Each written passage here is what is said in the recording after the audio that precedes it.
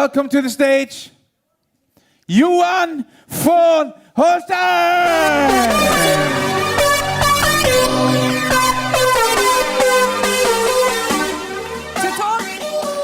To talk about our vision and the future, now a word from the man whose achievements list long.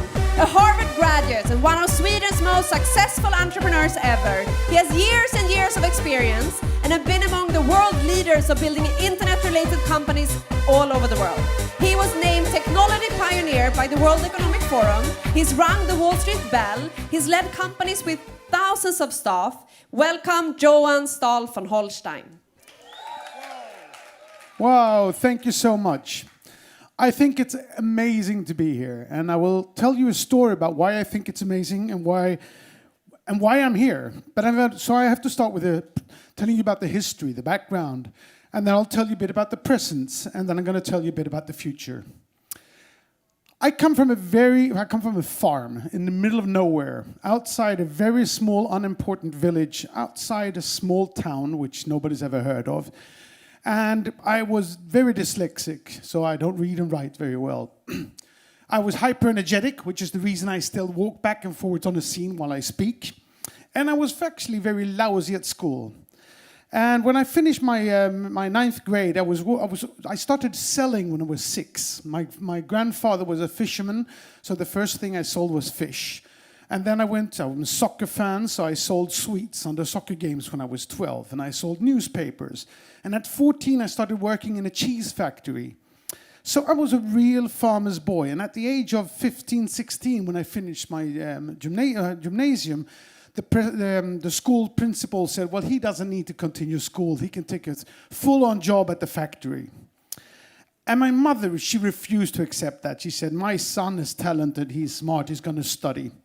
And she forced me to study languages. And since I can't read and write, I can think, well, that might not be so smart. But I do speak Spanish, French, German, English, and Swedish now. So I'm kind of happy that she did. But I was still very bad at school. So I traveled around the world for years and just hitchhiked around, working as a waiter, working as a rep, as a ski teacher, and doing things I really liked to do. Until I had a really severe car accident. And I spent 3 months in hospital. And coming out of there, I realized that, well, I probably needed to get some kind of education. So I went into university, which was very difficult for somebody who's got the difficulties of reading and writing as I do. So what did I have to do? I had to work harder than everybody else.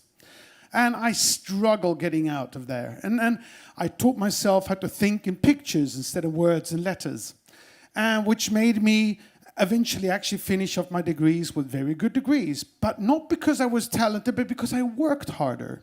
And once I finished, I got a job for one of the most amazing entrepreneurs Sweden's ever had. He's not so famous outside Sweden as he is within Sweden, but he is fundamental to where Sweden is today, because he broke down what Sweden's history and past was.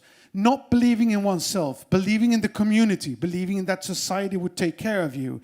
He challenged that and said, you can do it yourself. And I managed to get a job for him. I actually met him in Barcelona, which we left yesterday. And I had studied for 4 years. I was indebted up over my ears with student loans. And the first job, I come into a suit like this, and he says, no. You have to have jeans and a T-shirt, and the T-shirt should be dirty. You need to look cheap. And I said, why? I'm an MBA, I've studied at Harvard, I've worked so hard for this. And he said, no, everybody who starts working for me has to start with carrying a beer. And if you're good at carrying a beer, you can start off as president for any company you want. And, I figured this is so unfair. I was ambitious, I was hardworking, I had worked so hard to get where I was. And I had a friend who I was studying with who was 5-6 years younger than me, because I was old when I started studying. And he was actually quite bad at school. But his father knew the guy that I was working for, and he got a job in the main office with a nice suit. And I had to start at the very bottom, and I figured this is not fair. And you know what? Life's not fair. And we should be very, very happy that life's not fair. Because if it was fair, we would probably have been bored, because there's 70 billion people in the history of mankind. So we would have been bored maybe thousands or hundreds of years ago when people died in toothache at the age of 13. And where we've all been born at the end of the 1900s. Doesn't matter where we're born. We've been born in the best area of all times. Just this is winning on the lottery. Actually, the fact that we exist is winning on a lottery, considering the amount of sperms and ejaculation.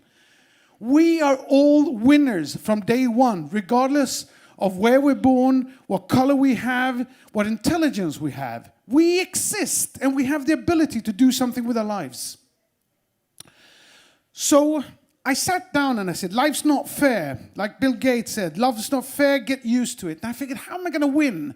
How am I going to win from this beer-carrying job that I had, was creating a chain of shops for TV shops products, shit products that didn't work.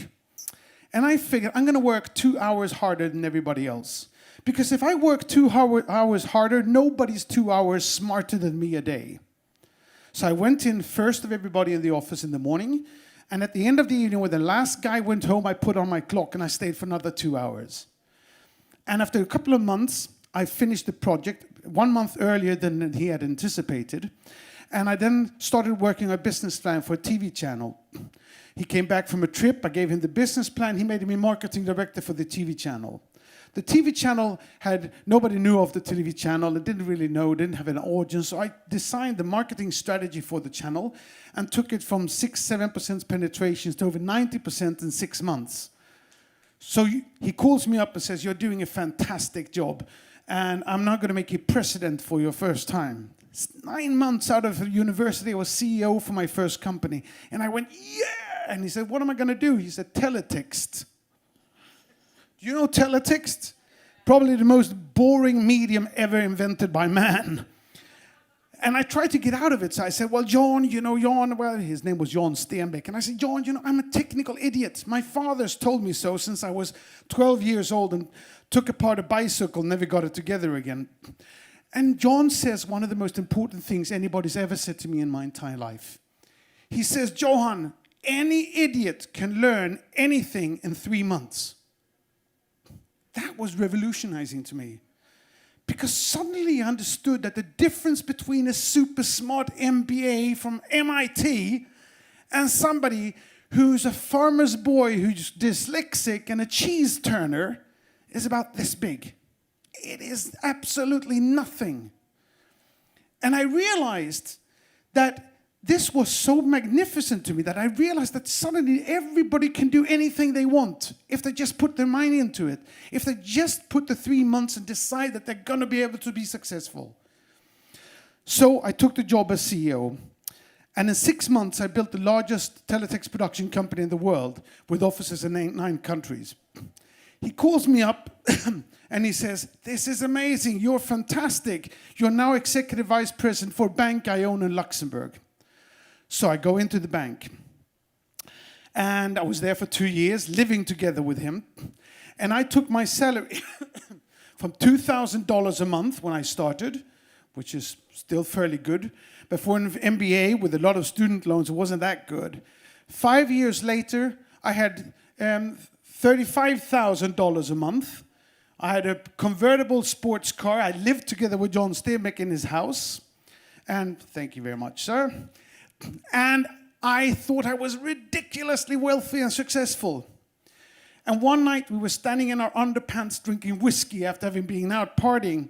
And I say to him, how much money do you need to be rich? Because I felt very, very rich. I had about $1 million already in unlisted stock in his companies. And he says, wow, Johan, you probably need 50 million. $50 million, I said. What on earth would you want $50 million for? And he said, wow, you want a farm, you want an apartment in New York, an apartment in Stockholm, and a summer house in Saint-Tropez, and something in the Alps. You need a boat and staff on the boat, sports car arts on the walls, jewelry on your wife and your kids in the right school that goes fast. I had never in my life thought about value of that size. I've never thought about so much money. I thought that was impossible to reach.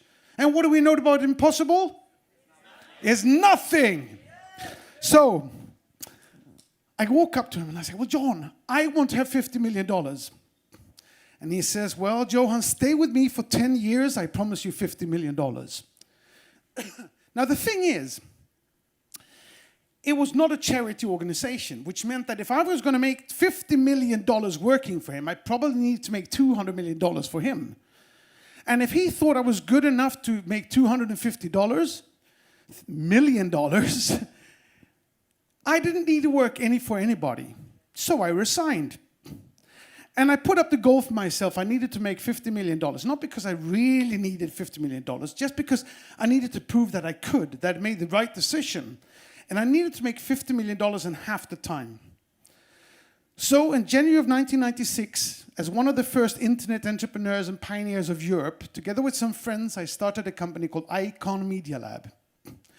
In 5 years, we grew it from 0 to 3,500 employees, 32 offices in 26 countries. We put it public first on the stock exchange in Sweden, secondly on the stock exchange in New York, and I actually opened live in CNN, the New York Stock Exchange. I started the first sharing economy company in the world called letsbuyit.com, which was about the first company that tried to gather a crowd and make value out of it by saying, if we all want to buy a Volvo car, we can get a much better price than if we go one by one. And that was in 1998. And by the year 2000, I had built companies valued, I don't know how you've got to calculate, at about about 5-6 billion US dollars. And my personal wealth was about $600 million. I had beaten the crap out of my friend who started out in his nice suit at the right office. And how did I do that? By working 2 hours more a day. Not 1, but 2. And to be honest, maybe sometimes until 8, until faint. 8 until faint, I love that expression. Because if you work harder, nobody is more than this much smarter than you. And if you work this much more, that makes everybody into a winner. Anybody can do anything they want and achieve anything. Impossible is? Yes. And we can do this. And I think, so, you know, it was an incredible experience for me to build these things. Now the internet bubble went like this, and then it crashed, and I lost everything, almost everything. Did that matter? No, because you know what? You get 1 chance, 2 chances, 3 chances, and eventually, for the person who's persistent and who works hard, never give up, that's lesson number 1 of the world. And if you don't give up, if you work hard and you put your money, your energy into it, your passion into it, you commit to something you want to do, nothing is impossible. So I was, during this time, one of the very first visionaries of the internet. I loved the internet because I saw that it would build systems that would actually break down monopolies. It would break down unnecessary middlemen. It would put the power into the hands of mankind. And I saw internet go from where it was, nobody heard of it in 1996, to be in everything. I knew that it was going to be in the cellular phones. I knew that we were going to download movies over the... I just saw this, visualized it in front of me. Because if you can visualize it, it's true. Pablo Picasso said that, the best artist in the history of mankind. He said, if you can see it, if you can visualize it, if you can see the 10,000 people in the football stadium, it's true. You can do it, but you need to visualize it. You need to understand. You have to set your goals. Know what you want, see where you want to go, and then just do it the Nike way. So, where was I? I lost track. Yes, I saw where the internet was going. And I said, eventually, the internet is going to empower man. It's going to make us all be able to capitalize on our networks, on the digital values that we have. And I was dreaded to see what Google did by stealing our digital identities, by creating profiles that they would sell and exploit. And then Facebook came along. And when Facebook came, Google came out and said, and said that, make no evil. I said, that's funny coming from the most evil company in the history of mankind. And when Facebook came along, I said, now Google has somebody that's even more evil than them. And I said that Facebook is going to become the most valuable company in the world. Why? Because they're stealing all the knowledge and experience and values that we have as individuals. They're stealing our most important thing, our networks. And they're building their profits, and they're making billions and billions out of the money and the values that's ours, that we should have. So I predicted what we call today influencer marketing, the ability and the values of actually being able to profit on the networks that we have and the brands that we can build for ourselves and the hard work that we're putting into building this knowledge and experience and brand and networks. And hold on. Sorry. And so I tried to start a company called MyCube in 2009. Same year that Bitcoin was released. And I created a cryptocurrency called cubes. I bought 1,000 Bitcoins, which I lost in 2 weeks because it was too complicated. I wish I could find them, but I can't. And the idea with MyCube was that everybody should own their own digital identity in order to be able to exploit that and leverage on the network and knowledge that they had and the values that we could put into the digital environment. The company, for a number of different reasons, failed. Sometimes you don't succeed, but what do you do then? You never give up. So I've been working on a number of things, and I've known Jonas for 10, 15 years. And Jonas has presented me to different network things, and I love the idea of networking and not network marketing. But I've never really felt that the ideas were good enough or quite there. Until he phones me up in April, May and says, Johan, this time we're doing everything right. We have 15, 20 years of experience. We've built on the platform and we know the right thing. We're going to sell digital products. And I looked at Crowd1 and I saw, my God, this has the potential of changing everything. It is giving back the ability to leverage on your networks, selling digital products to your friends and family or people in your vicinity. If anybody works hard on this, we can bring trade to people. I believe very strongly in the gig economy. The gig economy meaning basically that as digitalization increases in every industry all over the world, as people will be and companies will be more and more digitalized, things will change faster and faster. Things will grow faster and faster. And as that happens, nobody is going to work in a company and get a gold watch. Companies won't exist for that long. The chances are that you'll have to change jobs every 5, 6, 7 years or every 3 months. And competition is going to be so hard because there's so many people that you might not even make enough money on a full-time job. You will have to do things on the side. You'll have to have ways of leveraging on your abilities. You'll have to have abilities to make money on the 2 extra hours you put in. And because of that, I believe that a company that can give people the ability to find trading opportunities, to sell things and make money on the side, that is of immense importance. My mentor, Johan Staël, he told me that there is nothing as valuable as a good salesperson. You can have a lousy shit company with shit products and great salespeople and you will thrive. You can have fantastic products in a great company and lousy salespeople and a company will go bankrupt. A good salesperson is worth their weight in gold. And nothing is as pathetic as a salesperson who does not sell. Crowd1 is not a charity project. It's not going to make everybody successful. But if you commit, if you work hard, we are going to bring trade to Africa. Where others will come with charity money, we say, no, make business. We're going to be able to find companies and products that wouldn't have reached Africa without us. And we're going to be able to make people find jobs and ability to take personal responsibility for their own future. And this excites me immensely. Because if we do this right, this will be the last network you ever join.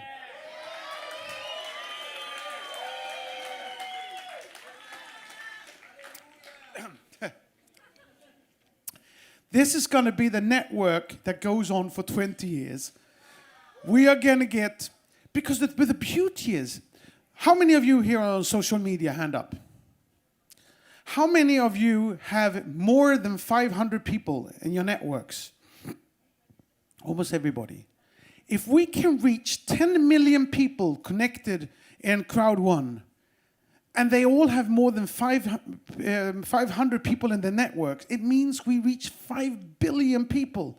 That's almost everybody in the world that's on social media or networks, digital networks. It means not only that we will change the lives of the people selling at Crowd1, but we will change the world through the way that entrepreneurs with good products does not have to go to the banks, to the venture capitalists, or whoever else like or do not like their product and play God. But we'll take good products to the people with a profit for the companies and for the salespeople in Crowd1. We will change the world. And we are so committed. I came into this, I was skeptical. Because, there is a bad reputation in the MLM marketing. Well, we're not an MLM marketing company.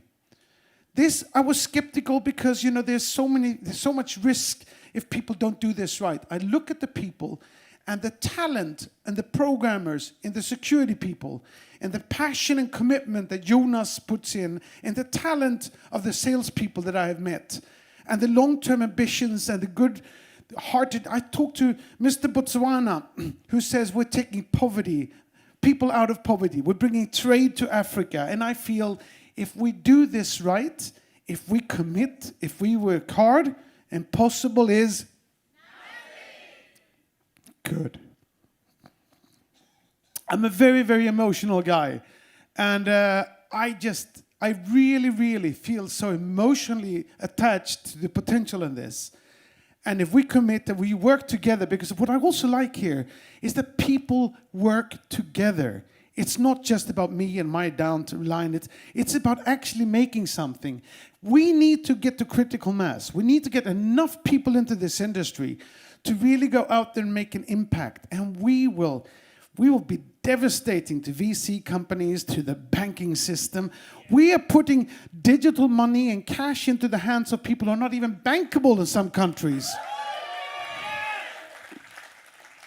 So, thank you all very much. I'm going to work very hard to make this my third unicorn.